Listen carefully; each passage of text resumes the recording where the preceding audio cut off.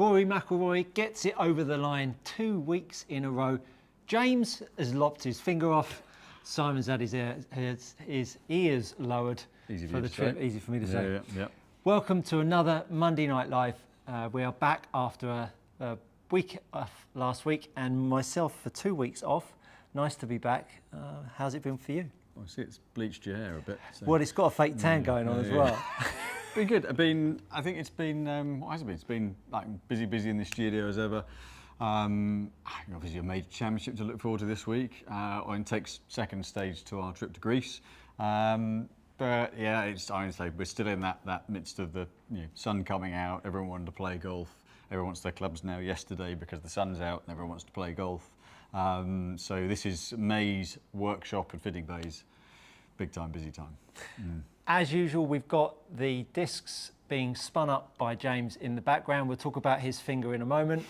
And Both two of them. And we've got the iPads standing by waiting for your questions to come on through. We originally had Colin Montgomery coming in. Unfortunately, he's flown back from the US and not feeling too well. So unfortunately, he is not going to be able to join us this evening, but he will be back very soon, and we wish Colin well.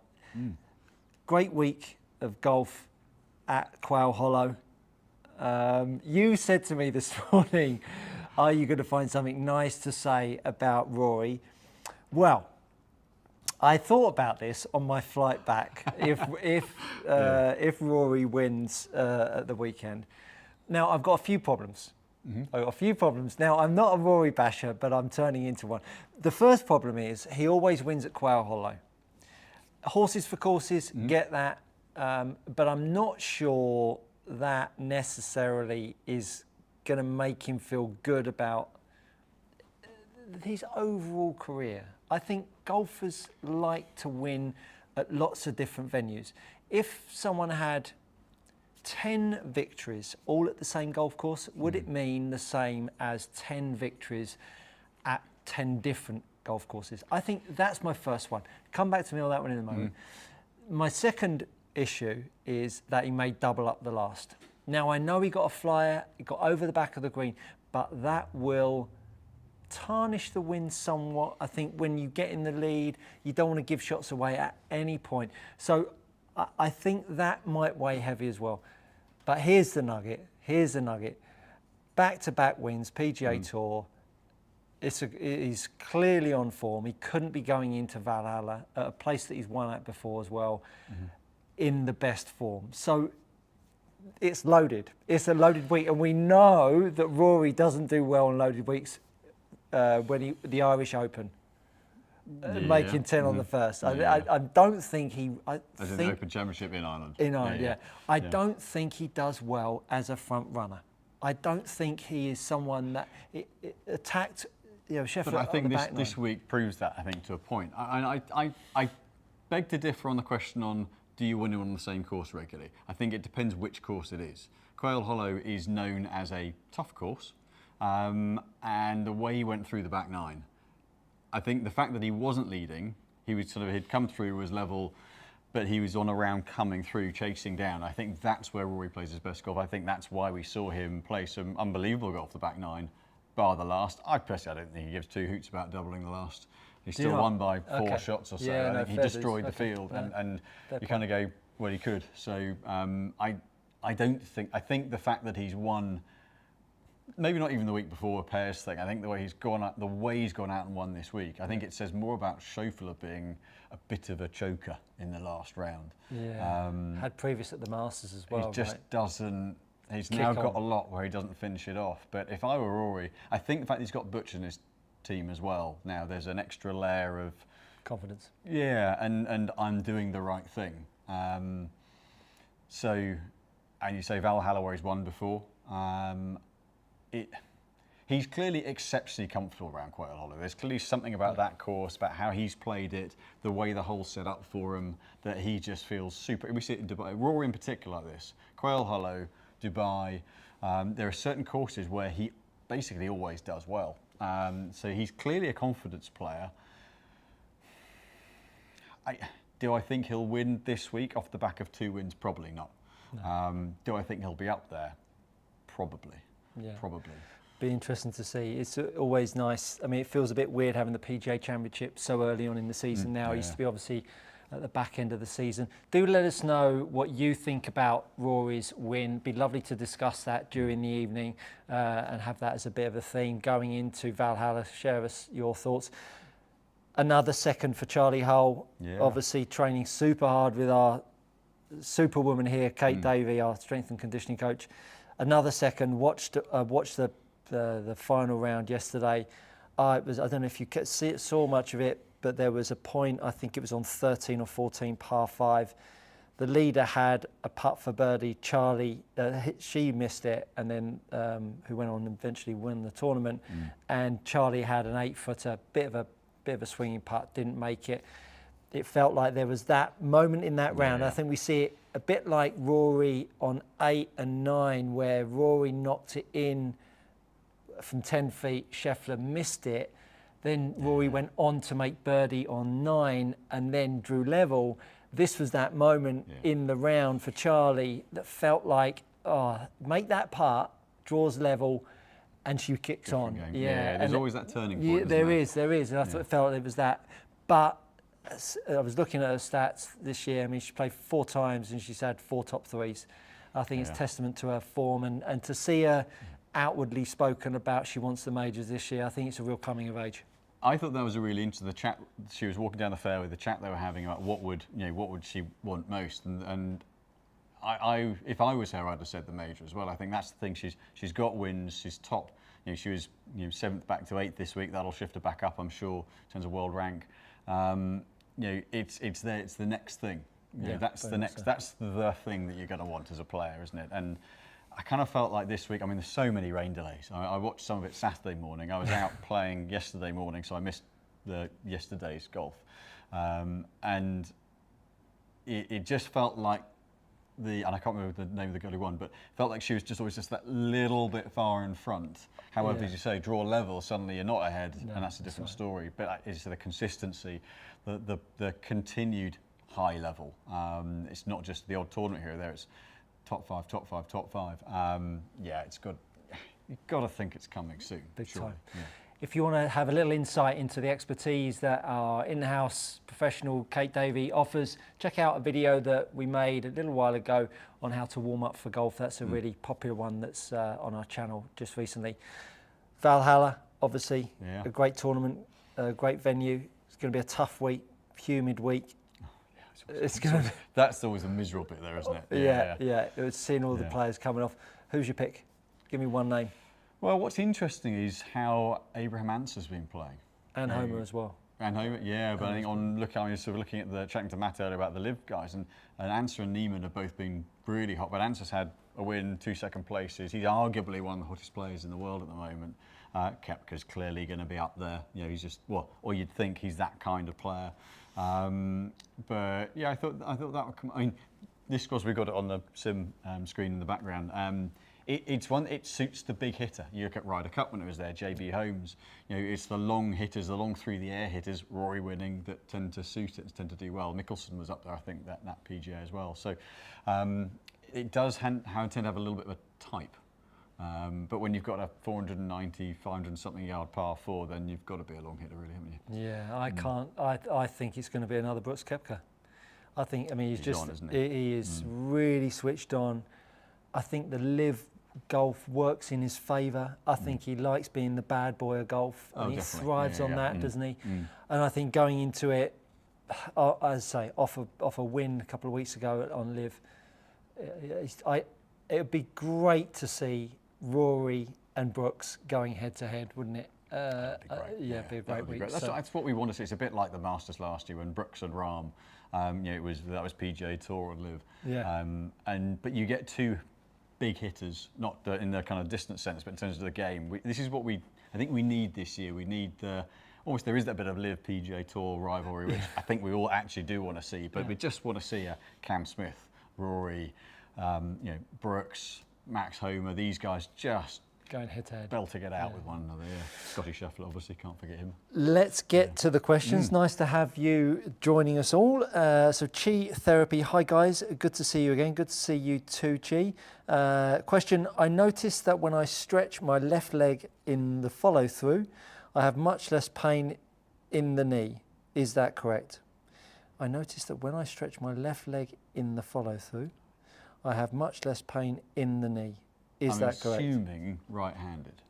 Yes, assuming right-handed. Well, I think if you're having less pain in the knee, it's taking less of the brunt of holding the finish. So the fact that you're posting up and you're lengthening your leg and you're effectively locking it out is taking the load off the knee. So that's why you'd be feeling that. Gary Satterfield, oh no. It always makes me nervous. I love the look in his eye when he reads that name out.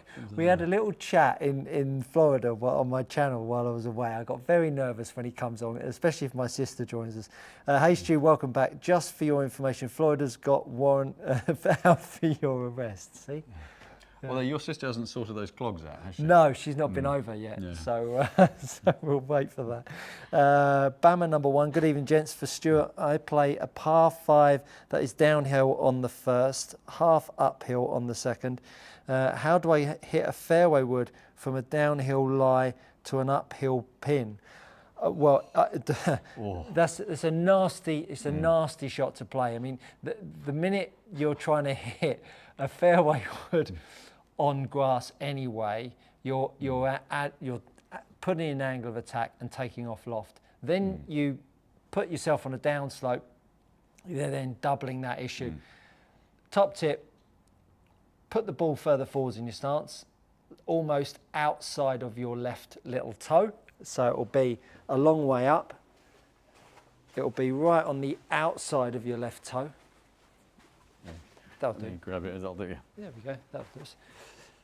On the outside of your little toe, and it wants to feel like your chest is chasing the golf ball. Because you've got gravity, nature pulling you down the slope, the last thing you want is a ball back in your stance because it'll make you feel like you're going to back up. So get it forwards, as I say, outside your left toe and get yourself chasing it. But if you can, get yourself an iron out and don't go for it in 2 because the chances of it all ending well might be limited. Even the stick didn't like it, might not end well. So I would opt for more. I would say if it was a distance of a 3-wood and you've got a 5-wood in the bag, get the 5-wood out because that'll get you the elevation and effectively you're de-lofting it with the slope and you probably get a similar result. But if you're trying to hit a 3-wood off a down slope, it's coming out low. Very much so. Jeff Berger, what are the best mechanics to focus on in order to best square up the putter face at impact? What have you recognised in the fittings? Well, actually, from a mechanics point of view, there are so many things that players do to react to things. Actually, make sure you're aiming straight to start with. 100%. That's got to be, for me, that's got to be the number one thing, because then if you know you're aiming straight, then you're either doing something to compensate for a bad aim if you miss, or you're doing something with your stroke. You can see which direction your miss is if you know you're aiming straight. So then at least you've got a start point. If you haven't got that start point, and it's very, very hard to say mechanics-wise what's the best thing to do. Keep it simple is one of the best things I would say. But focus on your setup, focus on the fundamentals with putting, I think, more than anything else. My sister's come online. What a nightmare.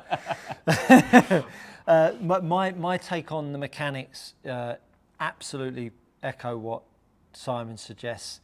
Always focus on a good alignment address. Good alignment address will get your start line right. Your path of your putter will start to adjust for better face alignment. Because, for instance, if your face is shut at address, your path invariably will either be too much inside out, or you'll hit down on it too much to open the face up. There'll be the reactions. If you then square your face up and then your path is still the same and you're hitting down on it, the net result will be you'll be missing it to the right. Then you can start to change your mechanics. So face alignment is absolutely top of the pile. And then acceleration of the handle, I think, is a biggie. the acceleration of the handle, remember you've got weight at the one end, you've got no weight on the other end, and you've got the handle that can move so quickly and have some involuntary movement as well, that if that accelerates, it can affect so much in your swing. So I would always work on, that's why tempo and rhythm is so good with putting. Start with face alignment and just work on some rhythm and tempo. I think that's a great way of improving mechanics. But that's why we have quintet ball roll upstairs. There's reading your ball roll, how you strike it, the spin, the loft, the launch. Yeah, you can see what the face alignment is at address and at impact. So you can see whether you're off to start with or getting off through the stroke, and then you can look at the putter as well. But very much so. Gary, so my sister says, hi, hey, Gary, tell me more. Not sure what she means by that. I'm getting very worried. Suzanne says, the clogs are coming, looking colourful and sharp tonight, boys. Oh, well, we do our best. Should we just have a little brief interlude? Should we bring James on here about the finger? James, do we want to talk about that or not really? No, okay. Sore point. Sore point. Literally a sore point. Caught the end of his tip of his finger, his thumb. Not in a good way. Kitchen knives don't need sharpening. Kitchen knives don't need sharpening, Bowler Kate, but by all accounts. But Kate, was she in the vicinity when this was all going on? She was keeping her head, yeah. While you were wielding an axe around. NP, hi Stuart, how can I increase my ball speed? Your face to path value needs to be negative and your angle of attack needs to be down. Those two things will help you, as well as better impact, contact. What I mean by impact. Yeah. Any thoughts on it? Strike point and really, I mean, again, it's a bit like the putting thing, a simple action. If your action's all over the place, you've got to do a lot of rerouting, you're going to miss strike, but you're also not going to get efficiency out of your action. So balance through the swing, that'll help you strike it. But as Stuart said, a strong bit of shaft lean and squaring the face up, those would be the key things. Very much so. Hi fellas, I'm going to jump just through to some club fitting questions because there's a lot of swing stuff coming in over here, and we'll get to the other channel as well. Zach Stokes, hi fellas, could you please explain the characteristics of counterbalance shafts in driver fairway woods? So what a counterbalance shaft is, it's describing the balance point in the club, and counterbalance being grip end. So you get some shafts that are very heavy at the tip, some neutral balance and then some counterbalance. So what a counterbalance shaft does, really, all it does is means that the bottom end of the club swings a little lighter. So the more weight you have at the bottom, as you start the swing down, it creates a little bit more of a drop. That weight wants to drop in behind. So if you get someone who pulls the handle onto it, then if you've got a light club head, then you're likely to essentially release too early, get into the ball too early and lose the club head, and weight in the bottom end helps the club to drop into plane and to drop into the, give you something to hit against essentially. Whereas if you're someone who hasn't got a strong pull on the handle, it's more of a body turn through, then heavy bottom end gets the club dropping behind you, and then a higher balance point shaft will help the club come with you. So basically it's a bit like face balanced and toe hanging putters. A heavy bottom end is like a toe hang putter, and it actually opens, it kind of helps the club to drop as it does with the putter, helps to kind of create a bit of an opening to then hit against to close. And a counterbalanced or a face balanced putter, similar kind of thing, it reduces the resistance to getting the club head through, so it makes it easier to square up. Somebody logged on to Good Golf Coaching on this one. So I've been reading the questions of the Good Golf Coaching on this one. Well, some good questions on there. Brilliant. So we've got Shane Delmo. Hi guys, big fan. Appreciate you sharing the knowledge. Nice to have you along. That's a new name we haven't seen before. Shane, I'm playing an AI Smoke Max driver with a Ventus Red 6S 45-inch shaft, swing weight D2. I can't close the face. I tested a QI 10 Max with a stock 50 gram regular shaft and I was able to close the face. Yeah. Shaft weight's lighter, so the Ventus Red 6, if it's the original, not the TR, or then the balance is still, as we've just been discussing, the balance is a little more down the bottom end of the shaft, but you're at 64, 65 grams, whereas if you've gone to the lighter shaft in the other head, it's not the head that's doing it, not particularly anyway, there's nothing noticeable, but it's the lighter shaft, there's less effort to have to get the club through, so you can get the club back out in front of you, and the face naturally squaring with the swing rather than it getting stuck behind and having to heave at it. Should I swap drivers or should I put similar shaft into the AI Smoke Max driver? I can't answer that on the head simply because I don't know what flight characteristics you have. But both are good heads. But if you're getting good results out of the QI10, depending on what the cost implications are of the change, then use that one. But equally speaking, the lighter shaft weight and the AI Smoke should work well for you too. Good question, Shane, like that, and welcome to the show. Thank you, Shane from Indonesia, Bali. Ah, beautiful. Good evening. Good evening. Probably good morning, actually. Oh, PS, swing speed 100 miles an hour. I'm playing Ventus TR Red, not Ventus Red as stated. Okay, so it'll be dead weight being lighter rather than the bounce being tip heavy. Yeah. Are you drinking cocktails at the moment, Shane? Let us know. Glenn 400, hey guys. It's about 1 a.m. So. Hey guys, question for Stuart. Can you demonstrate a good drill to stop taking the club on the inside, and how long would you say it takes to ingrain the movement? Doesn't take long at all. Super easy drill, if I may. Lovely stuff. So take your regular grip, take your left hand off and put your thumb on the top of the golf club. Just like that, left thumb. Just like that. Now, as you take the golf club away, use your left thumb to push down and make your left hand come inside. And as you can see, the pressure points between the left hand and the right hand is still making my arms swing in and around me, but it's making my golf club stay on the outside. Most problems come from when people are trying to stop the club head swinging in, they push the handle out.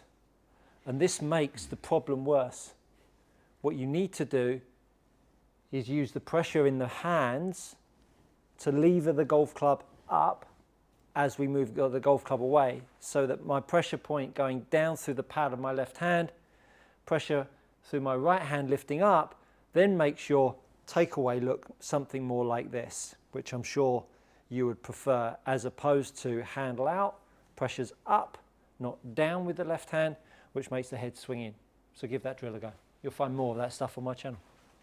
Very nice. Very nice, very nice. Hope that helps, Glenn. Martin Williams. Hi, could you please hit a Callaway AI Smoke Triple Diamond at 9 degrees with weight back, then hit a lofted up 10 degrees with weight forwards? So 9 degree with weight back and a lofted up 10.5 with weight forwards. Yeah. Okay. Very good. Like it. We will hit anything, do anything. I'm just going to come over here. Sorry, I didn't mean to turn my back to the camera there while Simon is going along and doing that. Let's see if we've got any other questions here. Hi guys, it's a pleasure to see you on air again. Can you give me some advice to overcome a slight spooning at the moment of impact? I wondered where you were going with that then, Carlo. So you've got a good golf partner if you're doing that. Spooning at impact. When I hear spooning at impact, I guess you mean sitting back and lifting up. Sitting back, first of all, is a golfer trying to give himself time to square the club face up. So first of all, check your golf grip. That would be the first port of call. When the club is unloading, it's also trying to square the club face up. Second port of call, go and sort your golf grip out. If you've got a grip that is the strong side of life, i.e. it makes your ball draw and hook, invariably you don't see people sitting back as much as you do when you see people with an open face and hitting slices. So hopefully that one tip on a video that is called my Essential Grip Guide, that will be able to help you. There's an actual whole playlist on grip. Are you ready? No, You look fantastic in purple. Exactly right, thank you. Thank Look you. fantastic in purple. It kind of sets off the light pink of the top end of the arm that got burned at the weekend. While you do Quite that, nicely. I'm just going to go and get myself a little bit more water. You've even got the socks to match. You sound surprised. Yeah, no, I shouldn't be, should I? So, oh, dearie me, first swings of the day. So, 9-degree triple diamond, weight back, standard loft position. This is quite a low spin head, so the weight back gives it a bit more forgiveness. Technically a little bit more spin.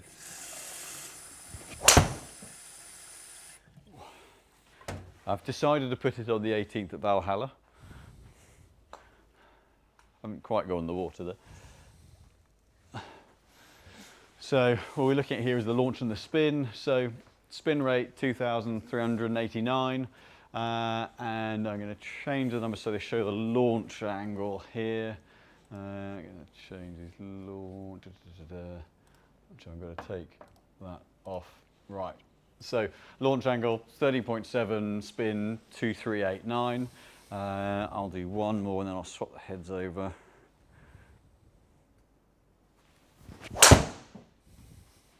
Right. Back clicked, so always means it's loosening up. Was that your back then? Well, I hope it wasn't audible. So that one got it turned over a little bit, but 1,870 revs and 12.4 launch. And that's with the weight back. And doing a quick switch over. So lofted up, I believe, that gentleman wanted. That's right. So AI smoke triple diamond, 9 degrees with weight back. Then the lofted up, 10 degrees with weight forwards. No, does it mean the 9-degree lofted up to 10 degrees with weight forwards? Oh yes, lofted. I would imagine, yes, yeah. Yes, Okay, that's what cool. he does mean. Yes, that's what he does mean. Yes. Minsock Park. Good evening to you, sir. Nice to have you with us. Mike T, have a great time in Costa Navarino. We will. So we are flying out to Costa Navarino in the morning. We've got the red eye 5:30 out of Gatwick, which is going to be interesting. Debated not going to sleep tonight. Yeah, yeah. I flew in. I'm rotten on no sleep. Yeah, I'm on the back of Florida jet lag, so I'm going to feel like a bag of poo in the morning. We're all really sympathetic. So yeah, no, absolutely. Minsock Park, patiently waiting for the new clubs. Really excited to test out the fitting results soon. Keep up the good work, Team PG. Thank you so much. Thank you, Minsock. Right, so 9-degree lofted up, weight forward. So just sits a little bit more toed in. So what have we got? We've got kind of probably on average 13-degree launch and low 2s, 2-1 on spin.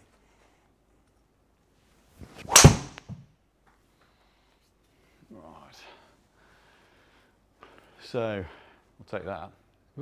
Absolutely would. Oh, hang on.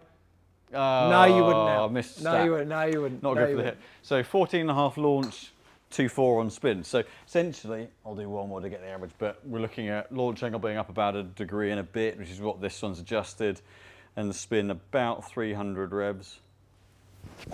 Oh, that was skied. Get rid of that one. Ignore that. Next. That you don't want that on the when you're trying to win the PGA, do you? Mind you, it's not in the drink. They haven't done too bad. They've gone quite similar in distance, really. Yeah, so high in the face, it took a ball speed off. So really seeing launch angle up about 1 degree, 1.5 degrees, and about 300 revs of spin. Very, very good. Good demo. Good demo. Good afternoon from the States. John Puckett, what's the equivalent driver shaft profile to the Oban CT125X? Thank you. You're welcome. So partly balance point's got to be upper mid because they're not a tip heavy shaft, and stable through the middle. It's probably actually 125. I would say it might be Ventus TR Blue. That wouldn't be a million miles off. Stable through the midsection, a little bit of responsiveness in the tip. Weight-wise, I mean, I guess the 125 is on the heavier side, so you might be looking at possibly even just a standard Ventus Blue in a 7. But around if you're kind of picking a similar weight, low 70s, stable through the mid, a little bit of response in the tip. But yeah, probably the those are pretty, I'm just trying to think, I'm just make sure I'm not missing anything here. I would say, yeah, it's the midsection stability that I think makes the TR, upper midsection, the TR is probably the closest to it. Very good, very good. Tony, by the way, good evening, gents. Nice to see you, Tony. Great to see Rory in form and confident. Really hope he can win this week too. He's due. Yeah, he is due. He does owe the golf community another major at some point. Yeah, I absolutely. think. Yeah. Papa B, hello, young men. Thank you. Thank you. Very kind. I just went to KBS Dollar Taper. Yep. Shafts in my irons, and I'm lost as to what to use in my wedges. Could you please explain wedge shafts versus matching iron shafts and how to decide? Thank you. So some players actually do match all the way through, and it's normally so you get a bit of a split, match through, or go a little bit heavier. So a lot of wedge shafts go slightly heavier and slightly softer in the tip. The dollar taper are designed as a lower spin shaft, so they're generally a little bit of a stiffer mid to tip section. So if you're wanting something with a little bit more feel, then actually something like the high revs aren't a bad way to go. It depends what weight you're in as to what weight to go into. So that's one of the things that would be useful to let us know, and I can then go into that. But if you're wanting something that's got a little bit more softness, a little bit more feedback, and you're someone who uses the weight in the wedge shafts and helps kind of drop the club in, then going up about 10 grams or so, 5-10 grams or so into the wedge shafts is a good thing. If you're someone who's a little bit more rotational, quieter arms, then quite often matching shaft through works really well.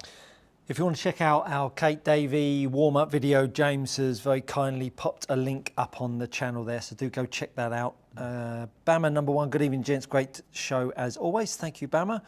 Niels Axelson, lovely to see you, Niels. Nice to have you with us. Think the final shot over the green was trying to hit the golden shot exhibition style for the show, knowing he had a huge lead. If it was close, he would definitely have played short with those greens. Yeah, quite possibly, quite possibly. Fair, yeah. My question would be, would Tiger have done that in his heyday? No, but I guess if you're 6 ahead or whatever it was. Yeah. Give it a go, why not? Dave Hurley, evening guys. If your shots are drifting right, how can you tell if it's face or path? Well, it's definitely face to the path. It will be face. Fix the face, you'll fix your path. That simple, that simple. Otherwise you could say divot as well. Divot will give you a chance to see a little bit to get a, if you haven't got a launch monitor. Don't know your attack angle though. No, true, but it gives an indication of the kind of direction. But if it's starting on line and then drifting right, then path's pretty good, it's the face. What general tendencies do you see when swing weight is too light and too heavy? So too light, you generally lose a little bit of strike. Actually, there's very little feel for the club head, so you tend to be a bit of a pull, or to get into the ground a little bit soon, just strike-wise generally inconsistent.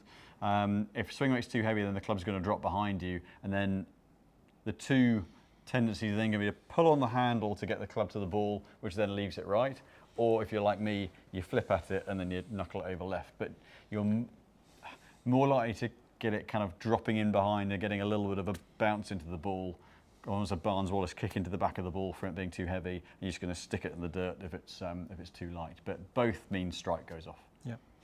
Michael Barber, good evening, Michael. Hi guys, thinking of going with larger grips due to arthritis in my fingers and wrists. Will this impact my swing and clubs? The thing to definitely maybe, bless you. The thing to be mindful of is grip weight. So how much bigger you go. There are some grips you can really go quite large. Some of the one series in the Jumbo Max, you can go quite big and not go overly heavy. So if you think an average grip weight is about 50 to 55 grams. So if you go more than 4 or 5 grams off that, you're going to start to materially change the balance of the clubs and therefore the way they swing in time. So that is the bit that you'll be changing rather than anything else. So just be mindful of grip weight. Very good. Glen 400, very good demonstration, Stuart. Thank you. We'll give it a go for sure. Let us know how it gets on. If you're new to the channel, we've got 90 of you watching this evening. If we could just get a few likes and if we could just get a few subscriptions, that would be really, we'd be really grateful. Bigger the channel, the bigger the guests that we'll get on moving forwards. Thank you so much. My open mind, Niels, Rory was lucky he'd built up a massive lead. Imagine doing that with a one-shot lead. Here's hoping he can win another one next week. I think that's the point, isn't it? Niels was saying that he had the big lead, he went for it and afforded himself a double. That's what strategy is, right? I mean, you're making decisions on the circumstance, the shot you've got, the lie, everything. But I do think, whilst I think I completely agree with Niels in this respect, but I also think that's why he doesn't necessarily get over the line as much as he maybe should do. In that, are there strategy calls, the approach to the course, the way he goes about some of those sort of strategy calls, are they as good as some players? You take a Nicklaus or a Faldo or a Woods. Agreed. They just wouldn't allow themselves to make those mistakes because they wouldn't want to let anyone else see them make those mistakes. So I think maybe that's why when he wins, it's because he's charging and going and he's just on fire, and that's the Rory we love to watch. But he could win a lot more if he was a bit more disciplined. Would he have rather have walked away with a 6-shot victory or an 8-shot victory? Oh, yeah. And it's just, those guys, the other guys we mentioned would have been, that's a statement made. And that's what your Koepkas and your Scotty Schefflers and things would have done as well, I think. Yeah, agree. Mintock Park, would love to see more build videos. Really enjoyed the few on the channel that James did, very informative. They were great. He did little POV ones, I think, as well, didn't he? Camera on his That's right. They were great. They are planned. They are planned, but the footage will be even better because of the chap who's coming to do some of our filming, or all our filming. Luke. So, how to build a club with 9 fingers. And the offending article was in shot then. So. Oh dear! It looks like a Tom and Jerry cartoon. Look at that! The picture that we had on our work chat yesterday was comical.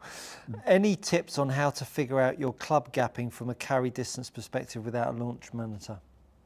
Best way you can do it: get yourself out on the golf course, flat lie, flat green, no wind, out the fairway, strike one well, go pace it out, and work it all out from there. That would be the best way. Doing it on a range with range balls, waste of time. Doing it without any launch monitor, guessing, wind, all sorts.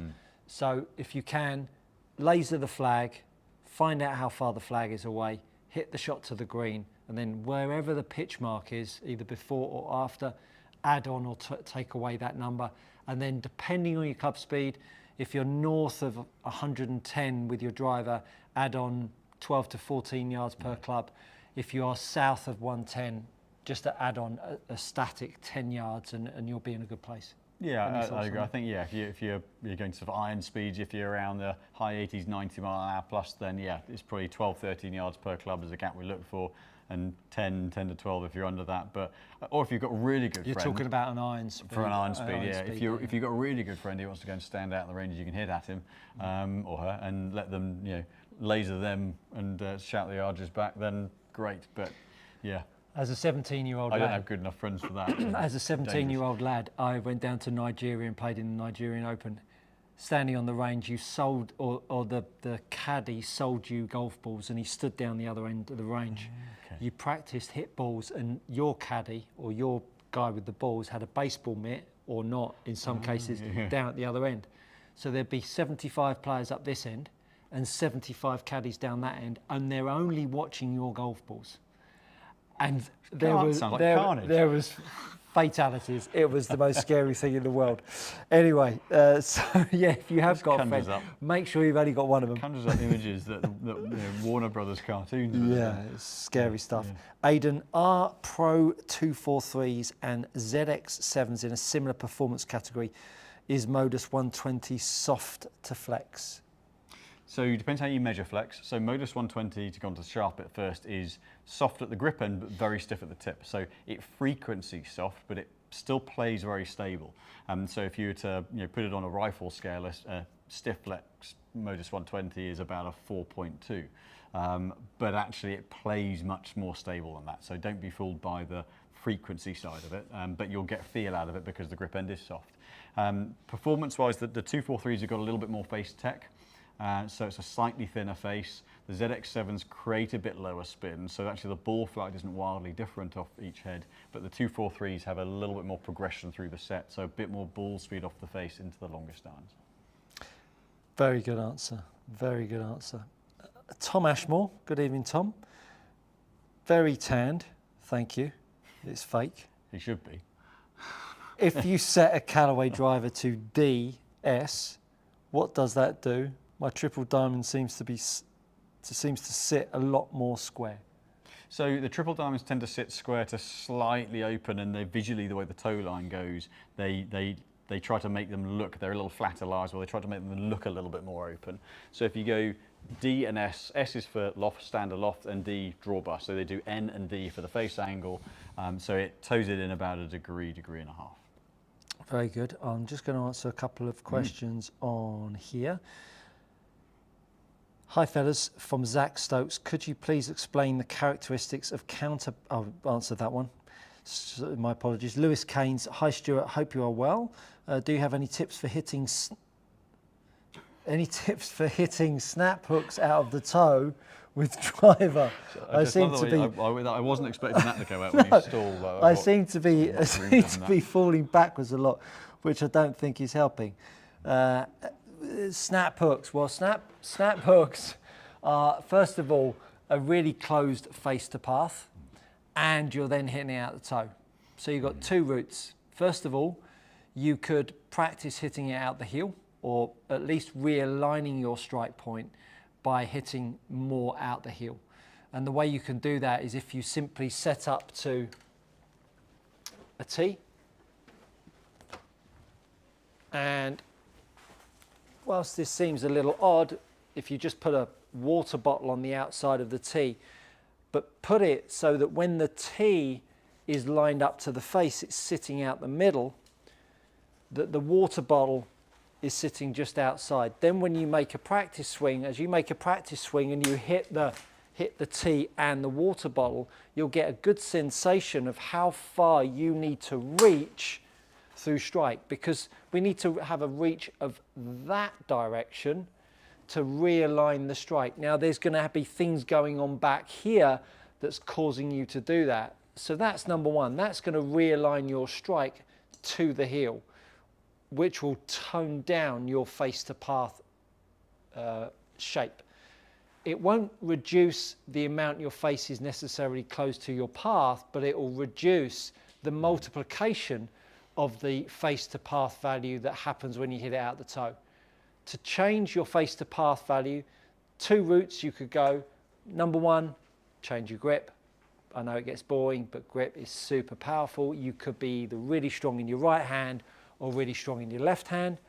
The second route would be to add in a little bit more cup as you go back. So as you go back, put a little bit more cup in your left wrist and point the loft of the club back at your body. So back at your chest. That'll give yourself a little bit more loft. And then when you've got that feel, sense the back edge of the golf club striking the mat as you're coming through, which will be you still feeling that cupping in your left wrist, and it will hit the back edge of the mat, which will give you a bit more of an open face. With the strike, with the grip, with that cupping, one of those three will help you. And if you do two of them, you'll be cured. Simple. A couple of questions not showing. Paul Lemon, horse racing legend, if you can resend them, that would be great, and then we'll be able to see them.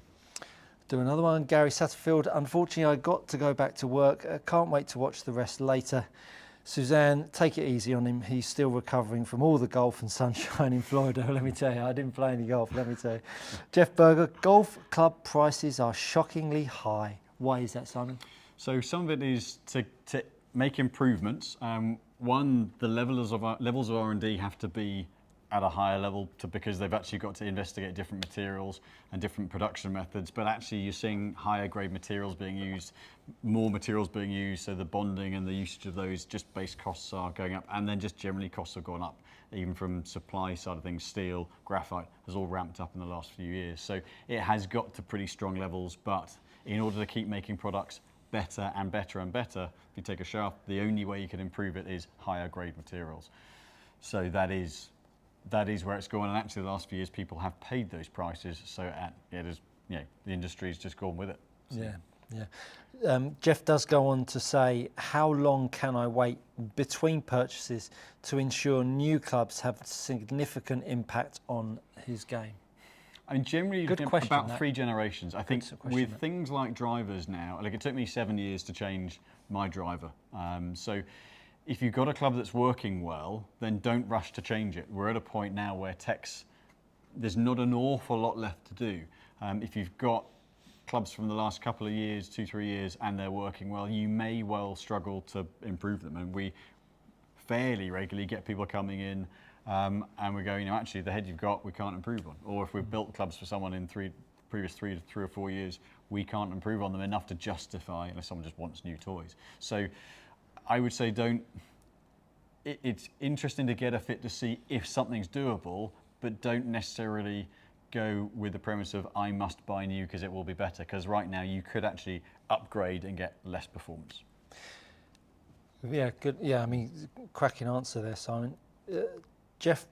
Doug Elio. Hi guys, on Rory, I just think he or Harry didn't factor in the adrenaline.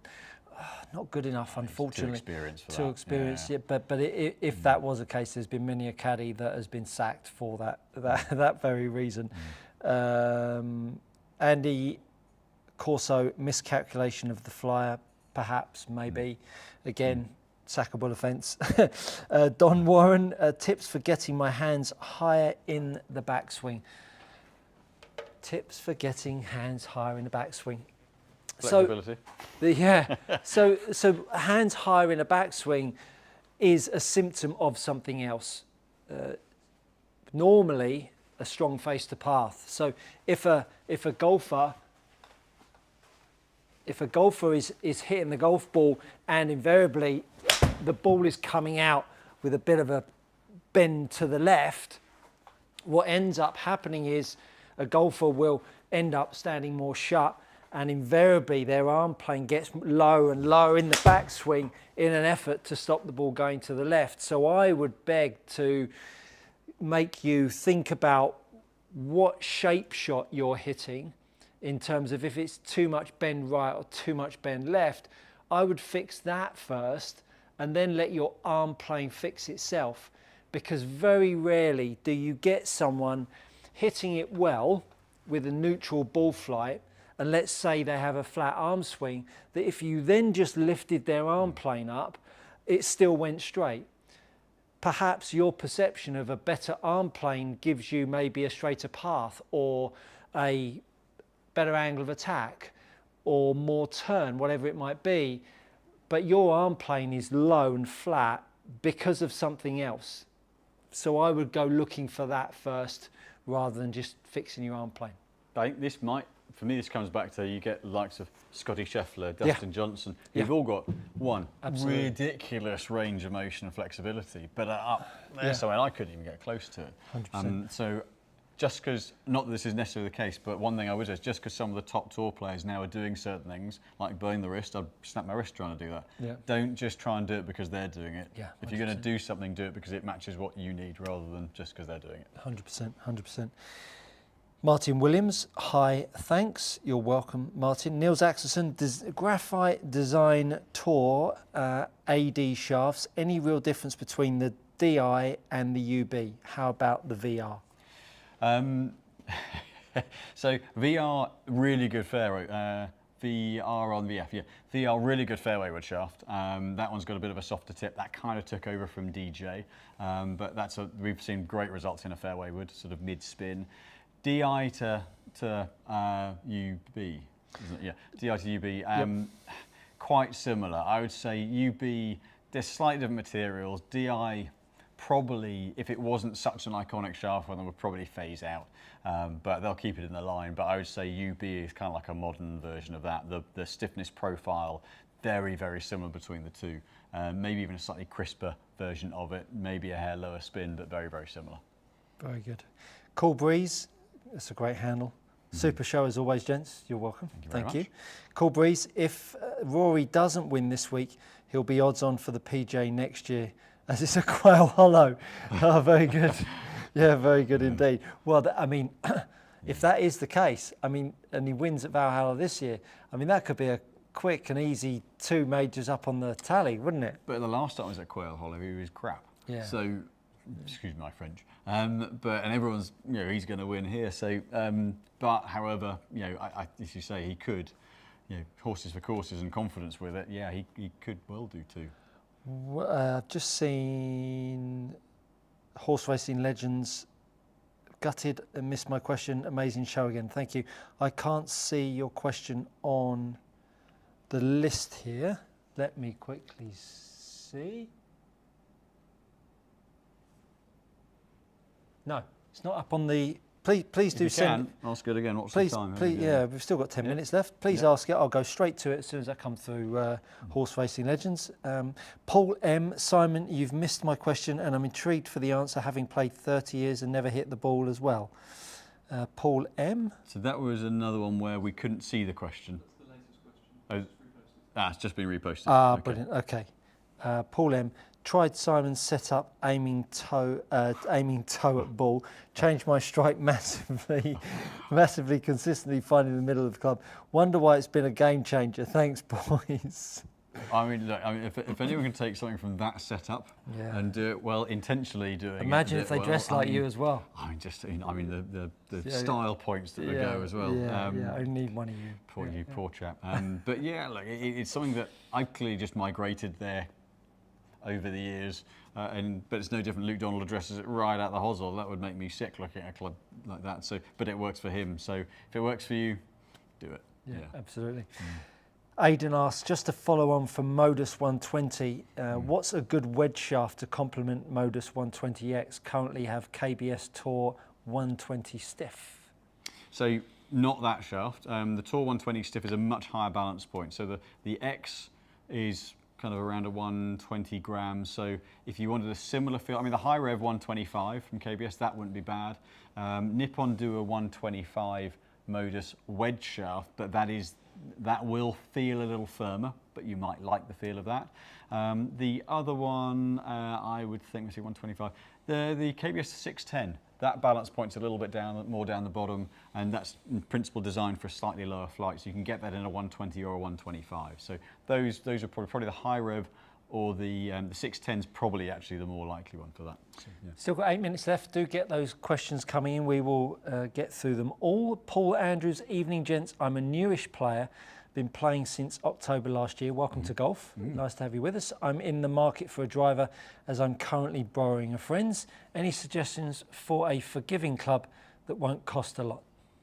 So you can go back a couple of models. I would say something like a, well, there is one actually. We did test one the other day. James just reminded me. If you can get your hands on one, that Kirkland driver really isn't bad. The Costco one, which I don't know whether it's still in the box or not. But or you can go back to.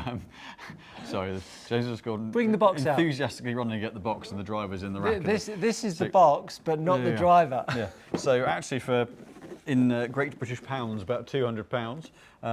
That actually performed, if you want a slightly lower flight, that performed pretty well. Alternatively, you can go back 2 or 3 models, go back to something like a Ping G410, G400 actually, that was a really stable club, at 400 max. That would be a really good one to get, and that shouldn't cost you too much. Very good, very good. Golf nerd, which long irons, iron models would you recommend to help with launch and height whilst maintaining spin for high swing speed, low handicap players?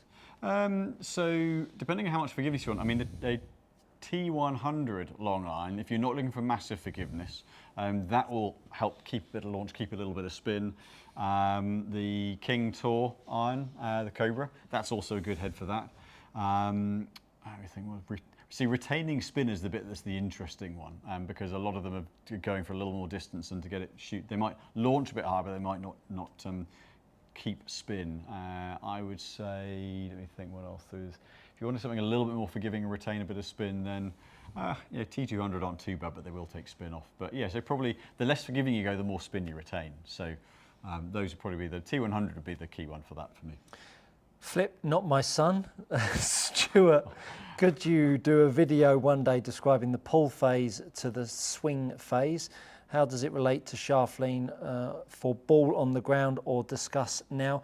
I've done a video just recently on all of the different golf clubs in the bag, There's about 5 videos ago. Go check that out. It will explain everything that you need to know right there. Horse racing legends. Oh, Paul M says Simon's better looking than me. Well, that's yeah. Well, Everyone's entitled to opinion. You may just not be correct. Horse racing legends asks, I think I sent it too early. There's no problem at all, Paul. Horse racing legends.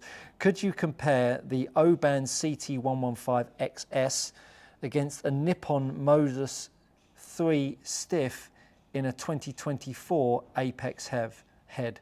Have an amazing holiday, team. I'm assuming I'll get the heads. Which Apex head? I'll get all of them, and I'll get those 2 shots. Perfect. Paul Andrews says, thank you guys. You are most welcome. Aidan, when on spin retention, what is low spin in an iron? If ZX7 are low spin, are you taking 500 revs off or more? About 400, yeah, about 400 relative to other models of the same style, yes. Trying to find where the guys have put the shaft. There we go. So 400 or 500 between a low spinning head and a regular spinning head, or high spinning head. A high spinning head, yeah. So 400, 500 between high and low. Yeah. Okay. Without changing loft or structure, yeah. Got it.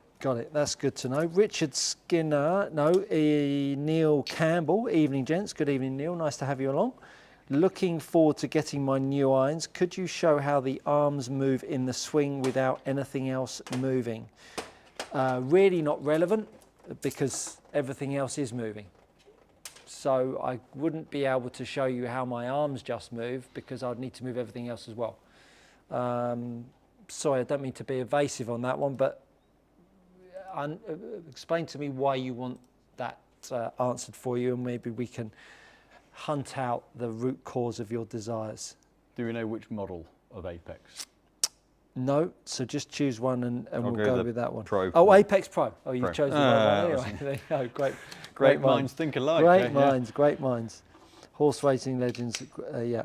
Robin Morton, which driver to move onto from Ping G410? Would Paul be interested? Which driver from G410? Oh, depending on what you're looking for. I mean, the Ping, the 430 is still a very, very good head. Another one that would work, TSR2, although that is changing in the autumn. So depending on how long you want to wait for it. But those two I think are probably 2 of the best ones. Yeah. So got the CT115 in the X, which is about 118 grams. So this is just your model I play, but in a less heavy weight, a kind of softer flex. Very, very evenly weighted. Actually, from a flight point of view through the set, one of the most consistently flighted shafts I've ever played. So really not difficult to square it up. Oh, but it is when you swing like that. So not heavy in the tip end at all, but it's got a little bit of pop through the shaft. I'll do one more of that because that was horrendous. Little bit of pop through the shaft without being loose. It's not a spinny shaft, tends to keep the flight pretty stable. So, but a very even shaft through the swing. I love Turtlass. Stuart, have you lost weight or is my phone playing up? I've lost 1.5 stone. Careless. Careless. If you find it, you can keep it. 1.5 stone, eh? Yeah, I'm down to 12 stone 6. I was just under 14 stone at the beginning of March. Yeah. You need to start eating again. Yeah. I've been eating like a beast. Yeah. I've just cut out red meat, Boo. carbs, 0 booze. Like I was never a drinker. Sorry? And fun. And fun. Yeah. And fun. Yeah. So Modus, softer in the handle, stiffer in the tip. Very similar weight, these two. Although this one's actually a couple of grams lighter, being the stiff, but creates a very different leverage in the swing. So drops it in a little bit more, and Bosh. Another thin one, not a great swing. Going to feel a little bit more solid through impact because of the mass down the bottom end.